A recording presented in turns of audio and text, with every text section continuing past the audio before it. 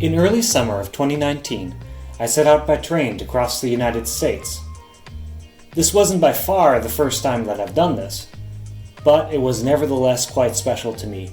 This was to be the first leg of my very first climate-friendly intercontinental trip. A final frontier of sorts in my quest to eliminate air travel from my life entirely. Over the last 10 years, I'd made a pact with myself. I wouldn't travel by plane within continental landmasses. That's not an easy task in itself, but after taking the train and bus all across Europe and Russia and China and the Americas, I think I was slowly getting the hang of it. Intercontinental travel, however, was a different story, to some degree for lack of trains or buses across the ocean, but I was on my way to change that as well. I left San Francisco after quitting my job and apartment, and then I hopped on the train for 4 to 5 days of crossing a continent. And even though it's less efficient than, say, the German rail service, and much smaller and kind of inconsequential compared to the gargantuan systems that you can find in Russia or China, the American long-distance railroad nevertheless has its very own charm and beauty. First of all, Amtrak has that amazing view. The western United States are just fantastic. They're breathtaking, and they're just this special joy to roll through at an admittedly rather slow pace. Amtrak does not own its own tracks, so passenger trains do not have priority over the much slower freighters that it shares tracks with, unlike any other railroad service that I know of. So delays of several hours are almost to be expected. Patience is a virtue, and in this case, if you're prepared for it, it can actually be sort of fun. Unique to the American rail is the cafe, lounge, or sometimes called observation car. It's this place to hang out and look out and sometimes talk to people if you want to. So with Amtrak, quite uniquely, travel can be much more of a social and definitely a more humane experience, and it's simply just beautiful. If you don't want to shell out money for a sleeper, there's this trick that you can do. Most conductors will let you roll out your sleeping bag in the late hours of the night, and then you can just stretch out in that lounge car on the ground if you want to.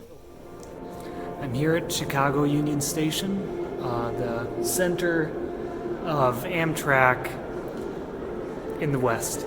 It's sort of where most of the lines that go anywhere past the Mississippi will congregate and then fan out in both directions. So you kind of have to go north and then fan out south again in both directions.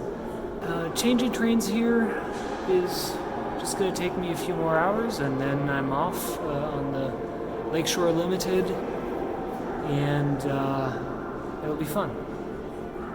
They didn't let me on the Amtrak Lounge, even though I have some sort of weird Amtrak Select status. There's some coupons I should have had that I didn't have on hand. So I guess I'm going to have to make do without a shower. That's okay.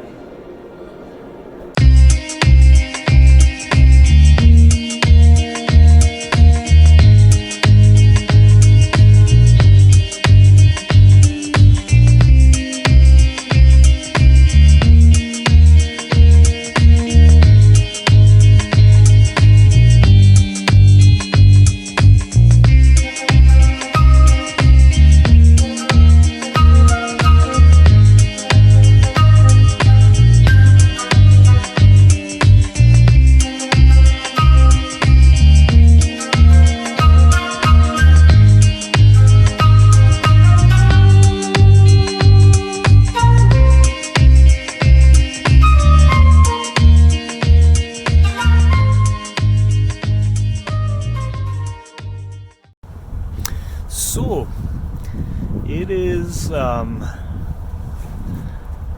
don't know, what day of the week is it? I'm here in Hyannis, and this is my humble abode for the night. I'm waiting for the ferry, which will take me to Nantucket, which is right over behind there. Slept here in the bushes outside the port. So I'll be taking the ferry over to Nantucket. That's where the boat is that we're fixing up, and then we're gonna get started on our Atlantic crossing.